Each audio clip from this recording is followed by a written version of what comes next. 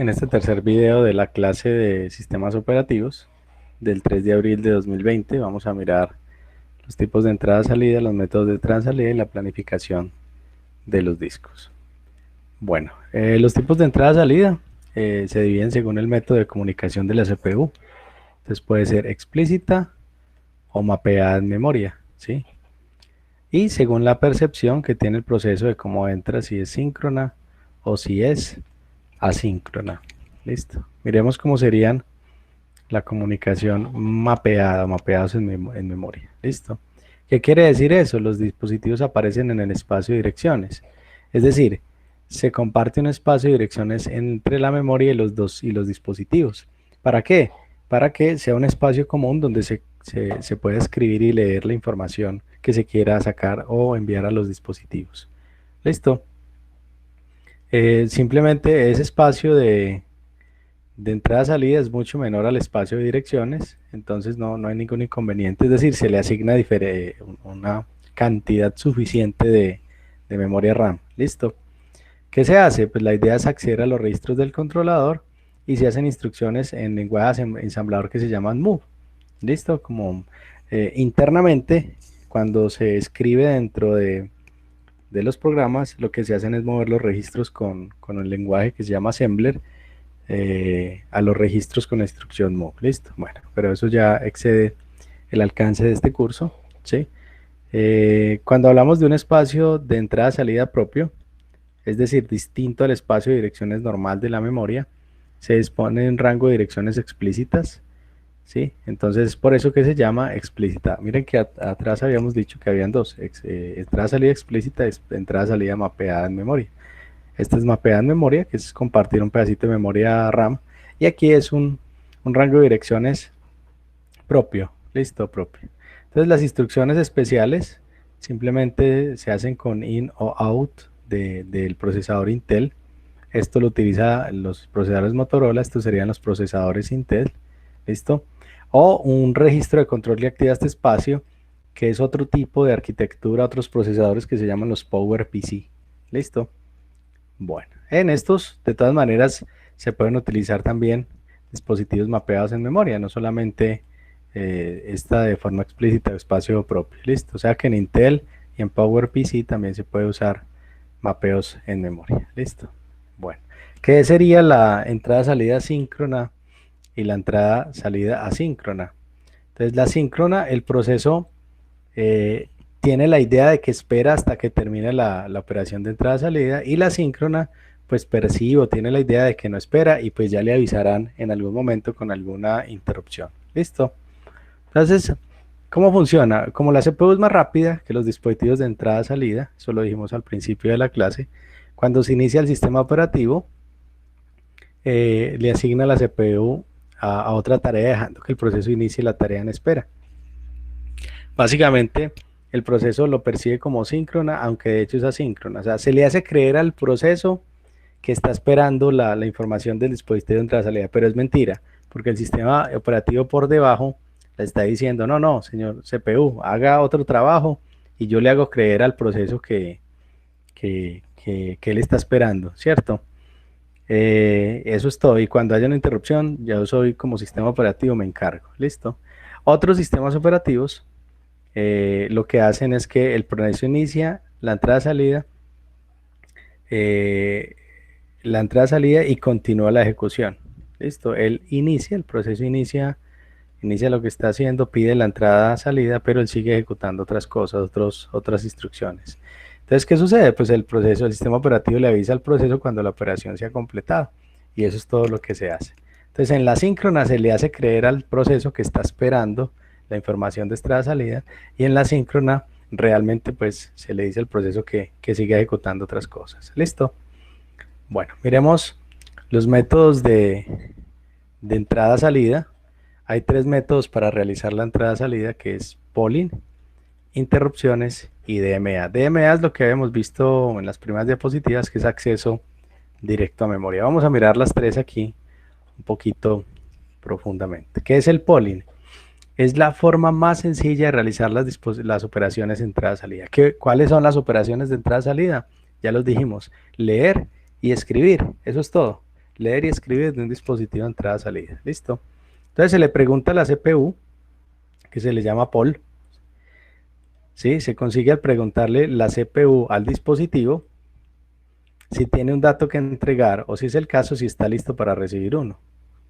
Entonces, la CPU que dice, venga, señor dispositivo, ¿usted necesita leer algún dato o necesita recibir algún dato? Listo. ¿Cuál es el problema? Pues se pierde tiempo al preguntarle al dispositivo, ¿sí?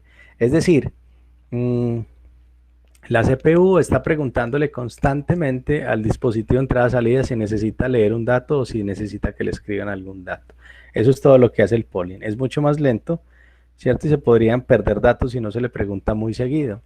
Si usted no le pregunta muy seguido, pues hay unos datos que se pueden perder, porque los dispositivos de entrada-salida mantienen la información dentro de su pedazo de memoria, pero a veces lo hacen solo por cierto tiempo. ¿Listo?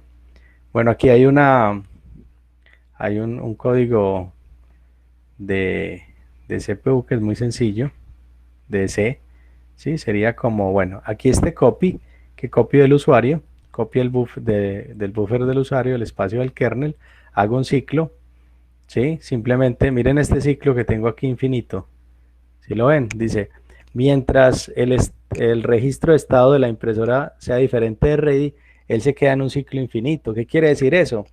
Que está preguntando constantemente cuál es el valor de esa variable. Cuando esa variable sea igual a ready, entonces él lo que va a hacer es imprimir simplemente, ¿sí? En la impresora, básicamente es esto, y vuelve y sigue aquí el contador hasta que pueda terminar el conteo de lo que hay dentro de P sub I, ¿cierto? Esto no es óptimo porque este ciclo no es infinito, ¿cierto? Pero es una espera, se llama una espera activa, es decir, es una espera en donde está preguntando, es activa porque en algún momento algún otro, el proceso, el sistema operativo va a hacer que esta variable sea igual a ready, pero no sabemos cuándo. Entonces se queda ahí preguntando por siempre, ¿listo? Entonces no es óptimo, ¿listo? Bueno, la otra, miren que teníamos tres, polling, que es preguntar a cada ratico si el dispositivo entrada salida quiere leer o quiere escribir algo, las interrupciones y el DMA, ¿listo? Miremos entonces cómo sería por interrupciones. Entonces aquí es diferente, el dispositivo le avisa a la CPU de que requiere una atención a través de una interrupción. En el anterior, la CPU es el que le pregunta al dispositivo. En este es el dispositivo el que genera una interrupción. ¿Listo? Entonces le dice, señor CPU, es que yo quiero que me atienda, necesito leer o necesito que escriban algo aquí en el dispositivo. ¿Qué hace el sistema operativo? Entonces el sistema operativo tiene que guardar lo que esté haciendo, ¿cierto? Tiene que guardar. Es como, por ejemplo, si alguno de ustedes estuviera haciendo un taller de los que les puse, por ejemplo, y llega otro, no, es que yo necesito el computador. No, pero ¿cómo así que lo necesita? Sí, yo necesito el computador. Ah, ¿cómo así? Eh, entonces, bueno, pues si necesita el computador, tengo que guardar lo que estoy haciendo, ¿cierto? Entonces, ¿qué sucede? Sucede que debe transferir la rutina de control de servicio de dicha interrupción, ejecuta la rutina. Cuando hablan de rutina, están hablando del código para poder hacer la solicitud de esa interrupción. ¿Sí? Entonces, ¿qué sucede? Reanuda después la ejecución donde fue interrumpida. ¿Listo? Entonces, aquí lo que hace simplemente se le da el control a esa interrupción, a lo que están pidiendo, se ejecuta y luego se reanuda lo que se estaba haciendo. ¿Listo? Entonces, esas rutinas están en memoria, en unas direcciones apuntadas por algo que se llaman los vectores de interrupción. Hay unos vectorcitos de interrupción, ¿sí? ¿Quién instala eso? El sistema operativo es el que instala esas rutinas. ¿Listo? ¿Y para qué sirve esas rutinas? Entonces, esos vectorcitos me dicen qué dispositivos están presentes e instala todas las rutinas necesarias en el vector de interrupciones. ¿Listo? Entonces se llama un vectorcito de interrupciones. Me va diciendo qué interrupciones se van haciendo en el sistema. Entonces miren por ejemplo acá, aquí está el número del vector y qué significa cada uno. Mírenlo acá muchachos. Esto ya es como un estándar, ¿sí? Está muy chiquito. Entonces el 0 el 0 corresponde a un error de división, por ejemplo, el 1, el número de vector, el 1 corresponde a una excepción de un debug, etcétera, etcétera. Miremos, por ejemplo, el 16. Miren, el vector 16 corresponde a un error de punto flotante. ¿Sí? Cuando usted vaya a hacer una operación con números decimales y haga algo que no se debe, pues ahí está, listo. Y ahí va diferentes interrupciones, listo. Entonces, ¿qué sucede? Recuerden que hay un programita que se llama el manejador de interrupción, ¿sí? Y ese manejador de interrupción es el que va sacando y va mirando en ese vector. Cada entrada del vector de interrupciones apunta al manejador. Es decir, cada uno de estas interrupciones las tiene que saber cómo se manejan. Es decir, tiene que saber cuál es el código que se va a ejecutar. ¿Listo? Entonces miren, por eso aquí abajo dice manejador igual a rutina. Cuando se habla de rutina, ¿sí? Estos vectores, o estos números, perdón, se me había olvidado, corresponden a los procesadores Intel Pentium, ¿cierto? A los Intel Pentium. Listo. Bueno. Aquí sería como un código pequeño, ¿sí? Entonces, aquí es el mismo código que habíamos manejado ahorita, pero es un poquito diferente. ¿Qué hace acá? Dice, pues copia desde el usuario, copia el buffer, y aquí lo que hace es poner a funcionar las interrupciones. Pero enable, se me olvidó el significado de enable en español. Bueno, entonces lo que hace es dejarlas, las habilita, ¿cierto? Habilita las interrupciones. Mire que tenemos el mismo ciclo infinito raro ese, ¿sí? Que simplemente pregunta si la impresora está libre. Aquí imprimimos el dato en la impresora, se inicia la transferencia, ¿sí?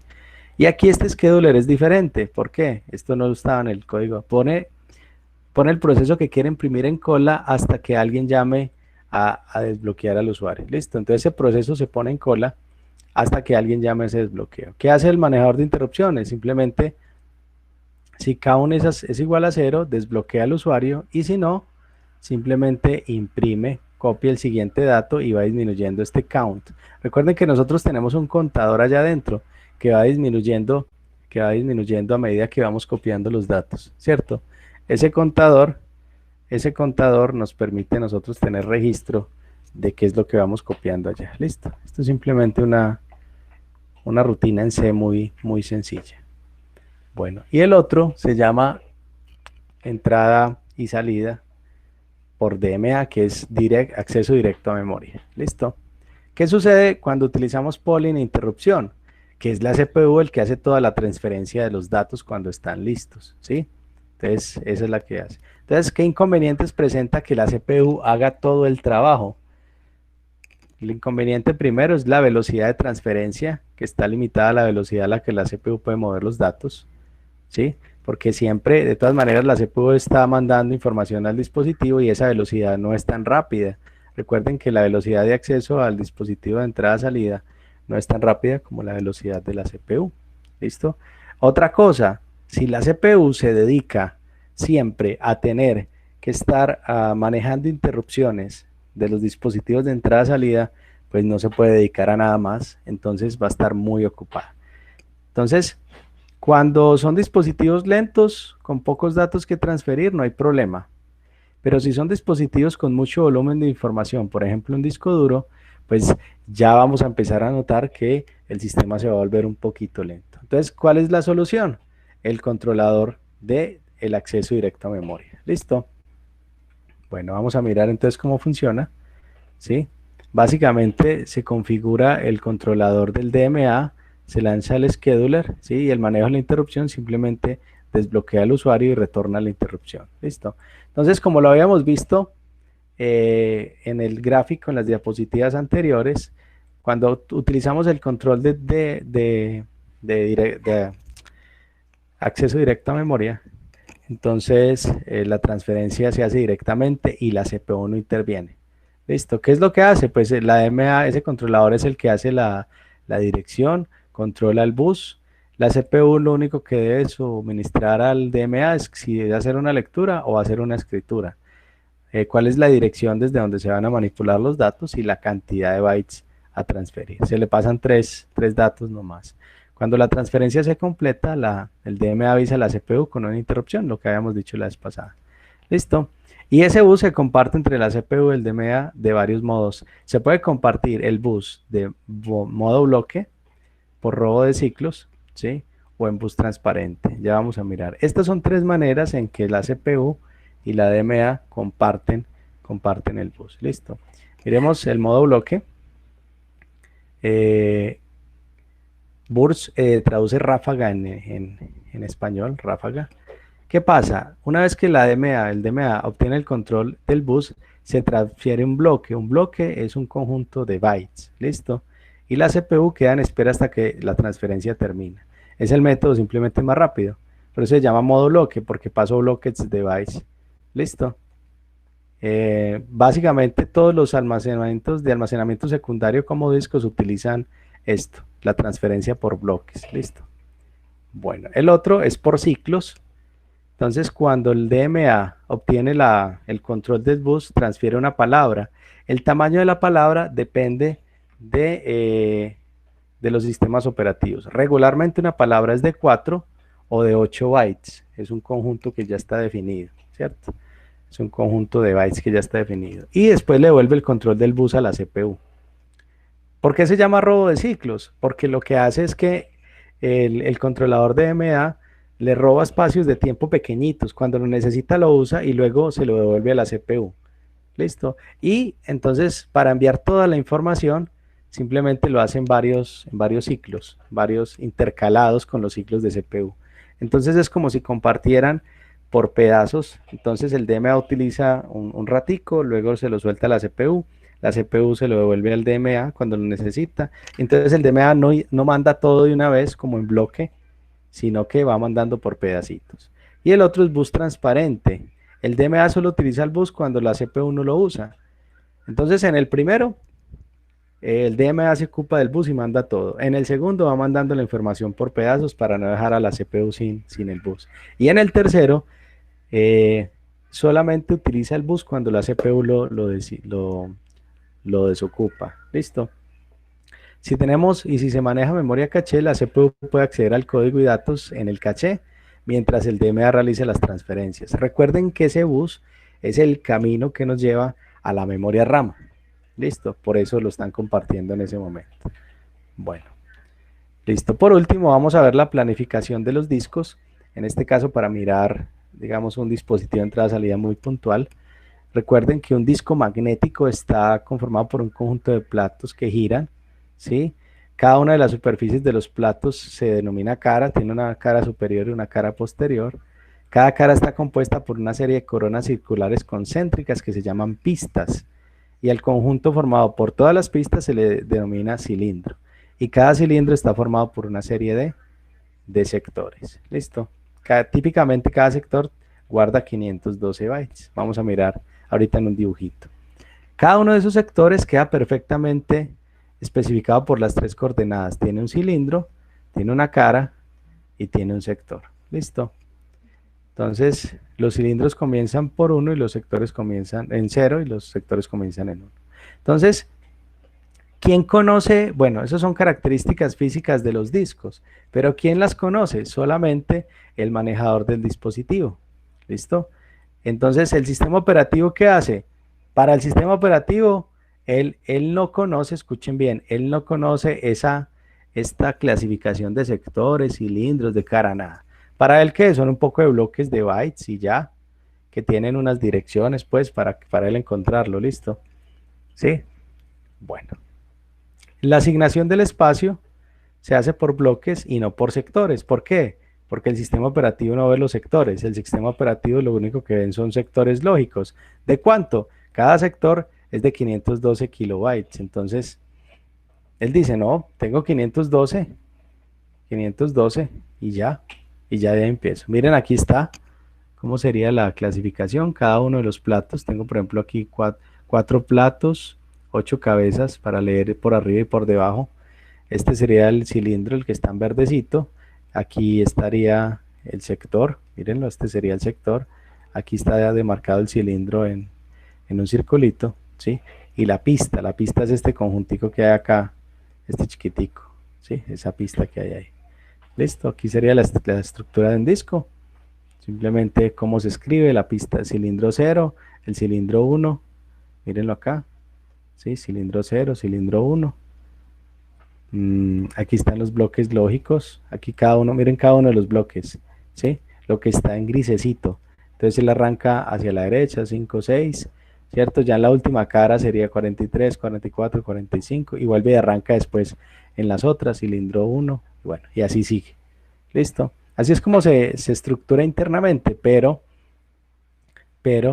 eh, pues esto no lo voy a explicar mucho porque lo vamos a ver en el sistema, pero cómo se planifica.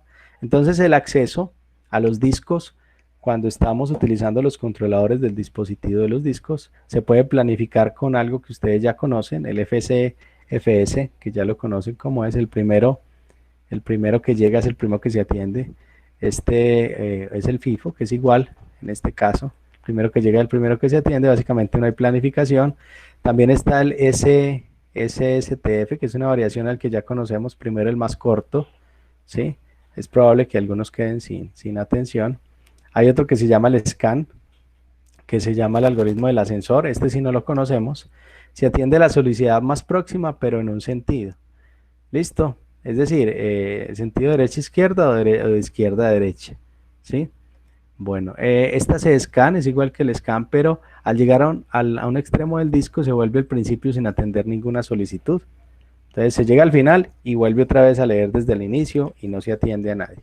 El scan N, en cada viaje se atiende como máximo N solicitudes y el CELU, que es una variable del CSCAN, no llega a ninguno de los extremos al subir, se queda en el último cilindro pedido, ¿cierto? Y eso es todo lo que hace. Aquí están los algoritmos de planificación, ¿cierto? Sí, no voy a detenerme mucho en esto, simplemente mostrarles unos gráficos de cómo sería esos algoritmos de planificación de disco. Serían unas gráficas, pero pues no nos vamos a centrar mucho en esto. Listo. Hay otro que se llama CFQ, ¿sí? Que básicamente es tener varias colas, distintas colas para las solicitudes de acceso.